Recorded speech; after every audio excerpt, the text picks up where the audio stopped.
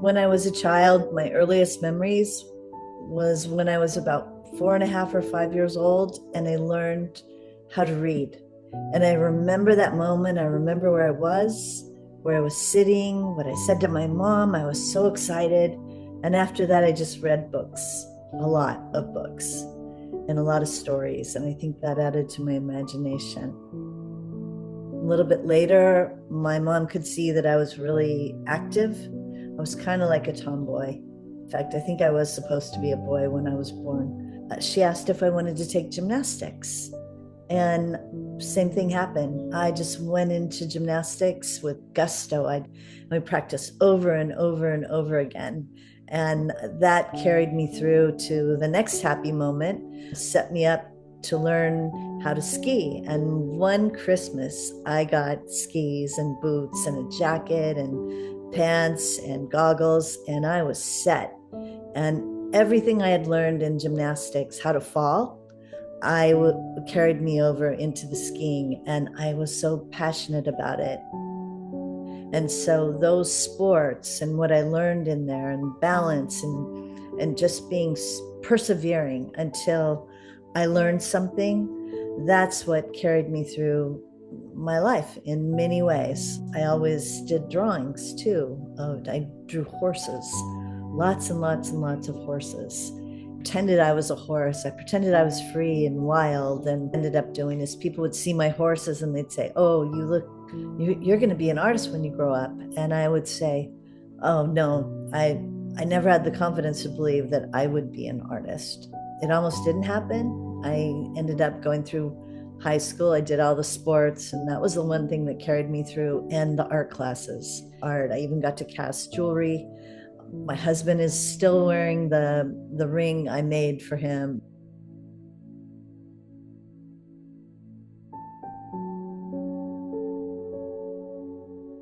I live with a few isms.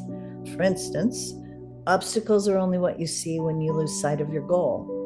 And another one that I live by, am I moving forward? If I'm not moving forward, what do I have to do to change it?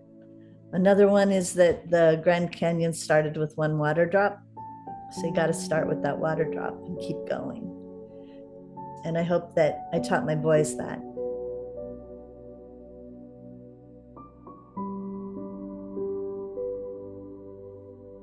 Shane and Nolan, I hope that you remember how much art we did.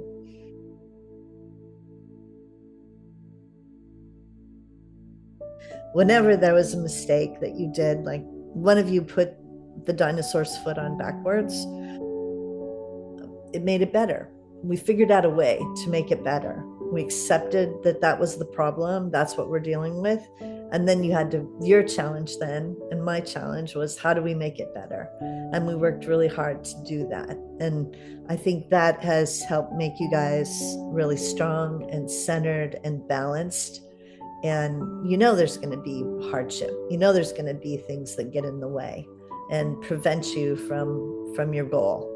And it's what you do with it, how you find a different way to go around it. All of us have things that we're good at.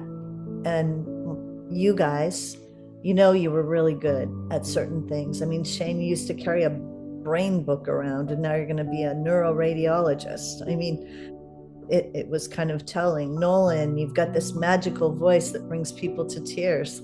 That's something that's working. I don't know where it'll go. And I know you're super smart. I know both you guys are like brilliant, and sometimes in different ways. And I'm so grateful that you go skiing with me now. And I mean, that's like my trophy. That's what I say. It's my trophy to be able to take a vacation with you guys and go skiing. And so it's really about spending time. It's about experiences. Perhaps you guys remember this picture. This is our treehouse, and we had chickens, and a few of the pictures were with you and the chickens in the treehouse. And then we had these giant stairs that were going down from this banyan tree that we had. And I loved it because, it just showed you guys and who you were going to be. even though you were little, but you were so smart. And then one of you was like really fun, really fun. Always brought so much laughter, a lot of laughter, Nolan. You always were making jokes and making us, you just brightened our days. And your music, the music you would play and choose every morning, it was just lovely. We spent many a day in the treehouse.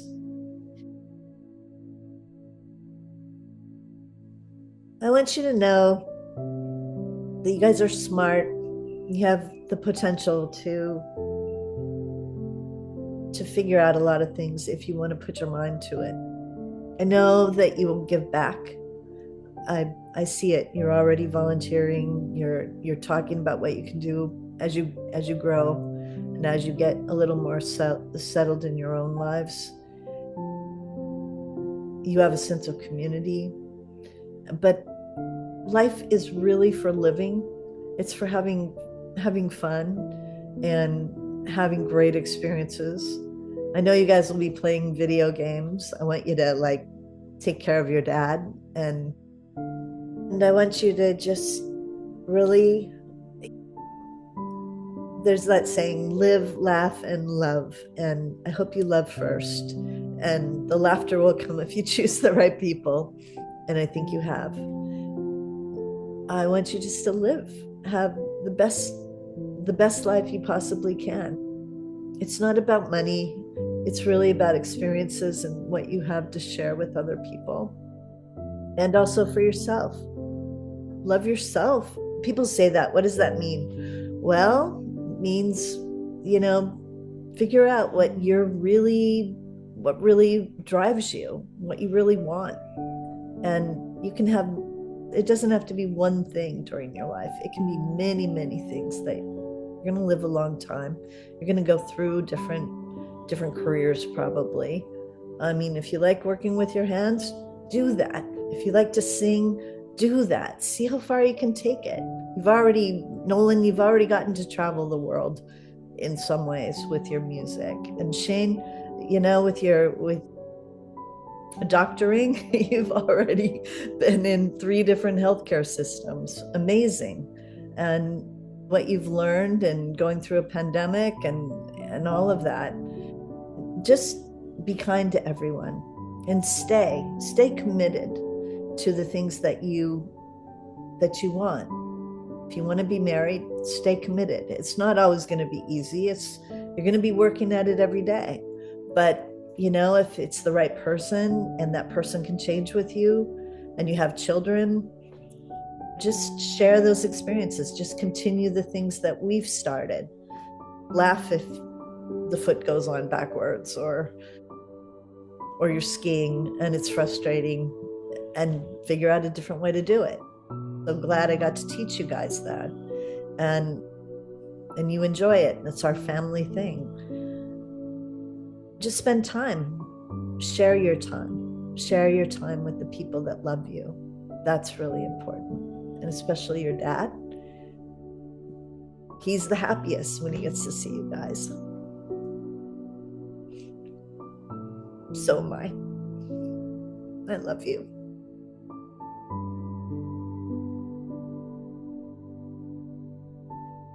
John, I've known you for so long. I was 19 years old when I met you. And aren't we lucky we were able to change and grow? And we came from similar backgrounds. We had a lot of things in common. And you were always the steady guy, really steady. You grounded me.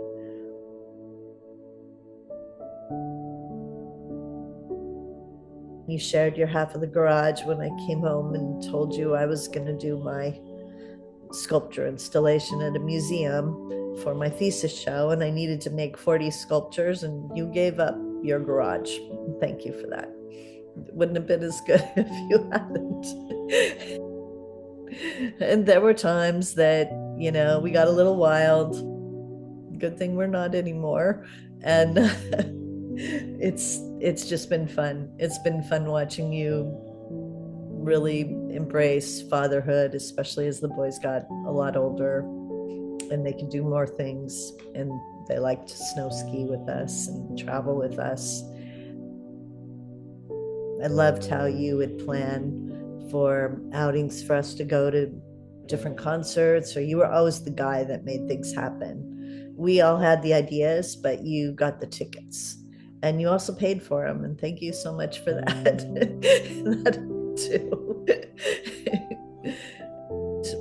And I really appreciate that the houses that we've been in and we've changed, you just let me create the houses as like artworks in the gardens. And it made me so happy when the last house we've been in, you were just telling your friends that how I had transformed this place, and you were so proud.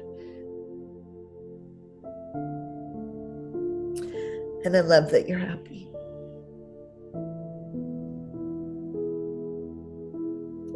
I asked you if I were to pass, is there something that you wish you would like immediately do that's different than what we do now in this world?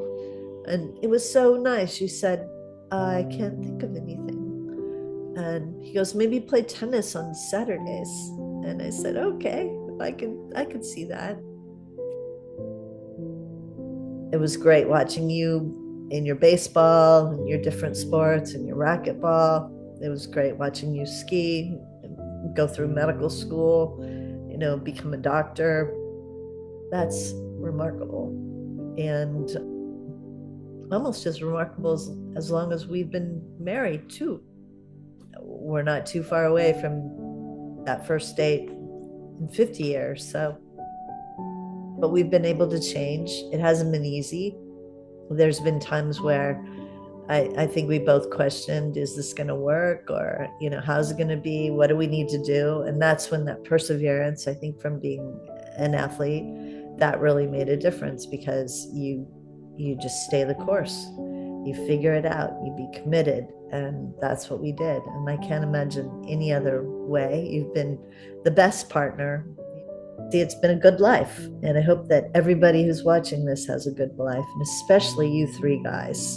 And I hope my friends, I hope you have really good friends like I've had really good friends. They've shaped me. They've given me a base that I didn't have before. They provided me with information and knowledge that I didn't know, and just been loving, just the same loving that you've been as well, each one of you guys.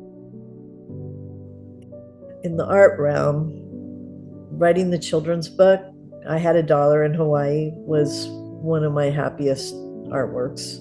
It was inspired by my kids, and it really opened the door to talk about money and how it can be circular and how it can flow through people and make things happen. If I were to give it some thought, the thing that really surprised me was when I was able to do The Man on the Bench, and to have his newspaper become a table or a place where people exchange things and they exchange conversation. And that surprised me that happened. And it was really great. It became part of the fabric here in Hawaii, and it made me feel like I belonged. I want everyone to recognize that people are different and everyone learns differently, but inside, we all want the same thing. We want love, we want peace, we want opportunities, we want a purpose. We want our world to be healthier and not unwinding and not divided. I'm going to choose hearts. There's a lot of hearts in nature, and that's what I see. I'll see hearts in the Milo tree, or hearts in the anthuriums, or hearts in the monstera, and hearts in the shadows or the rocks. And I hope that as you're walking around, and if I'm not here and you see a heart, then you know that I'm just not too far away. I want to say it's easy to be afraid. Don't be afraid. Be strong, be passionate, and be really clear on what it is you want to accomplish while you're here. I know they say life is short, especially it speeds up as you get older, and then you're running out of time. So just really enjoy it, capture it, live it with gusto, and embrace it, and embrace other people to go along in the journey with you, and make it yours. Whatever it is, make it yours, and don't be afraid. There's too much fear in the world, and it's time that we just stood up tall and said, this is what I can do, this is what I can contribute, and this is my love.